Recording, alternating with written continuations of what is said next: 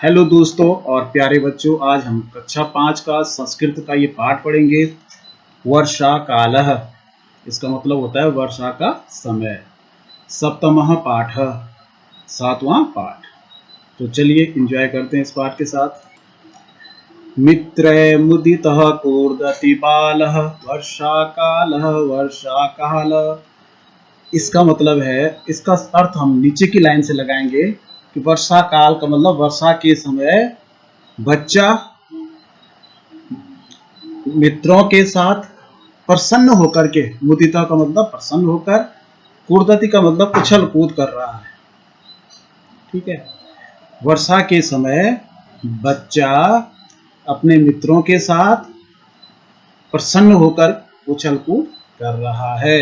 मित्र मुदितः कूर्दति बालः वर्षा कालः वर्षा कालः।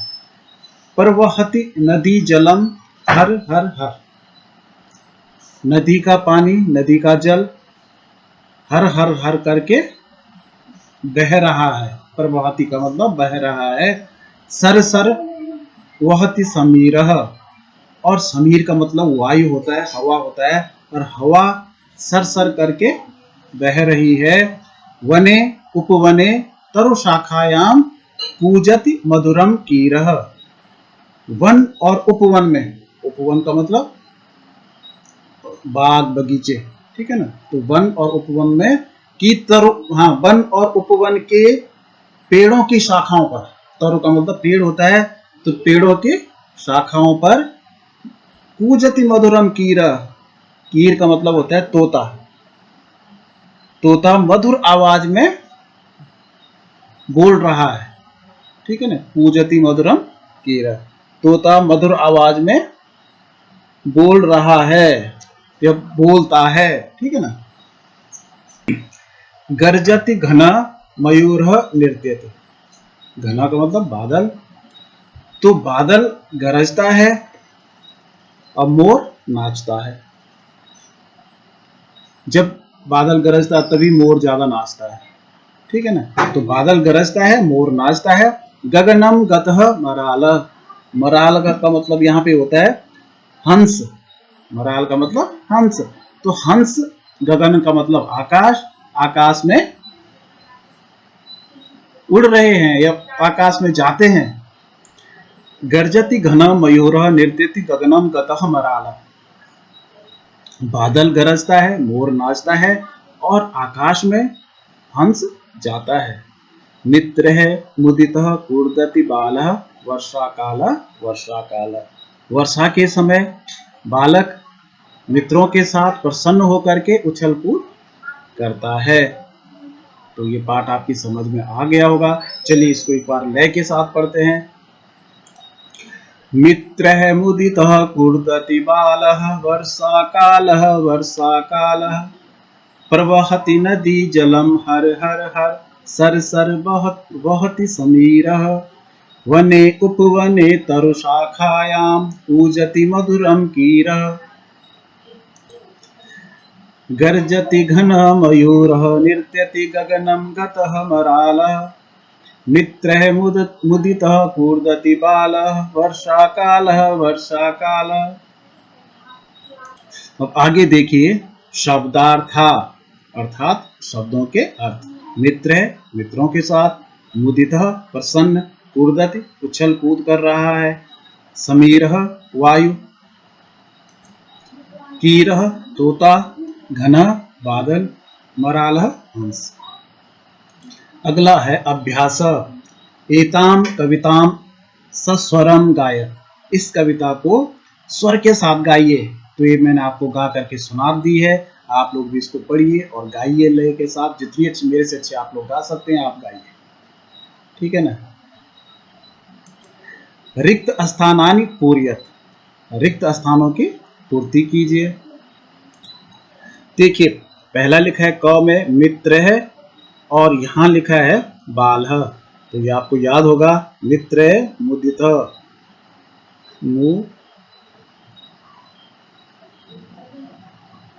मुदित कूर्दति। तो ये पूरा आपने ऐसे भरना है। मित्र मुदितः कूर्दति बालः। अगली लाइन पे है हर हर हर, तो इस लाइन पे क्या आया था? प्रवहति। प्रवहति नदी जलम, नदी सॉरी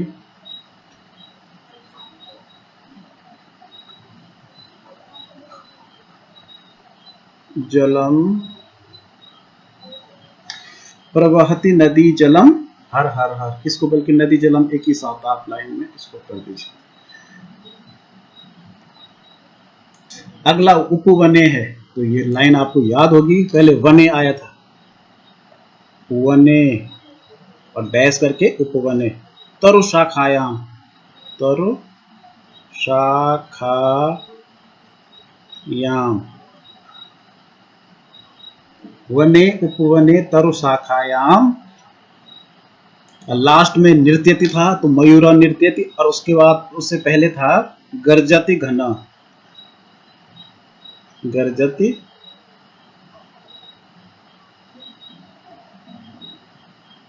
घन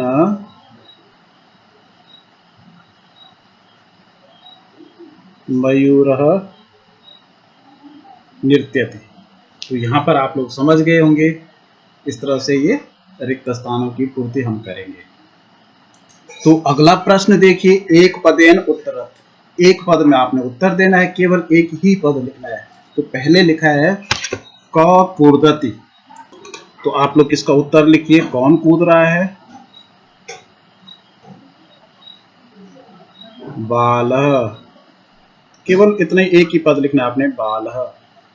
बालः कूर्दति, तो कूर्दति लिखने की जरूरत नहीं है, बस बालः।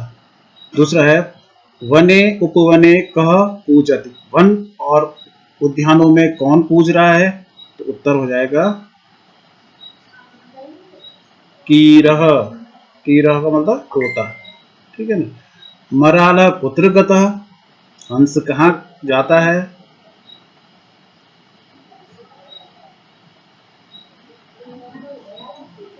गगनम, ठीक है ना। अगला है कह गर्जति कह नृत्यति च। कौन गरज रहा है और कौन नाच रहा है, या कौन गरजता है कौन नाचता है? तो इसका उत्तर लिखेंगे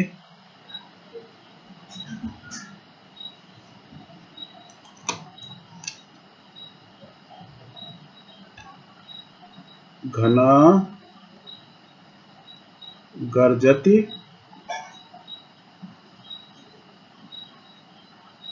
मयूरः नृत्यति च, ठीक है। तो इस तरह से हमारे प्रश्न उत्तर कंप्लीट हो गए। अगला चौथा प्रश्न देखिए, शब्दान चित्र है सह मेलियत। शब्दों को चित्रों के साथ मिलाइए। तो यहाँ देखिए तोते का चित्र है, तो तोते को क्या कहते हैं? कीरह। तो यहाँ कीरह पे आपने मिलाना है। ये देखिए ये मोर का चित्र है, तो मोर को संस्कृत में कहते हैं मयूरः। ये हंस का चित्र है, तो हंस को कहते हैं मरालः। ये बादल का चित्र है, तो बादल को कहते हैं घना। ये छाता का चित्र है, तो छाता को कहते हैं छत्रम। तो इस तरह से हमने इनको मिला दिया। इसको देखिए, पांचवा प्रश्न है उदाहरणानुसारम मेलनम कुरु। उदाहरण के अनुसार मेल कीजिए। यहाँ बालः कूर्दति, बच्चा उछल कूद कर रहा है। तो मित्र है मुदितः, नदी जलम प्रवहति बह रहा है। समीरः वहति, ठीक है ना। घना गर्जति, मयूरः नृत्यति, कीरः कूजति। जो शब्द इन्हीं के साथ आए हैं उन्हीं के साथ हमें इनको मिलाना है। और इस तरह से मुझे पूरा विश्वास है कि आप लोग समझ रहे होंगे। प्रश्न नंबर 6 है उदाहरणानुसारम लिखत। उदाहरण के अनुसार आपने लिखना है। ये धातु रूप है, तो यहाँ पे धातु है नृत्य, इसका मतलब नाचना। नृत्यति नृत्यतः नृत्यन्ति। गर्ज धातु है गरजना, गर्जति गर्जता गर्जन्ति। कूज धातु है कूजति कूजता कूजन्ति। तो चलो उसको हम लिखते हैं, ये ऊपर तो लिखा हुआ है, तो गर्जति गर्जता,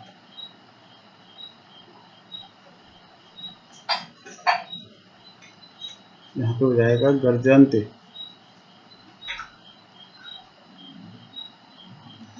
यहाँ पे हो जाएगा कूजति कूजता कूजन्ति। ठीक है, इस तरह से हम इसको लिखेंगे और इसको याद भी करेंगे। इसके बाद आप लोगों के लिए गतिविधियां हैं। विद्यार्थी लय पूर्वक इस कविता को एकल अथवा समूह में सुनाएं।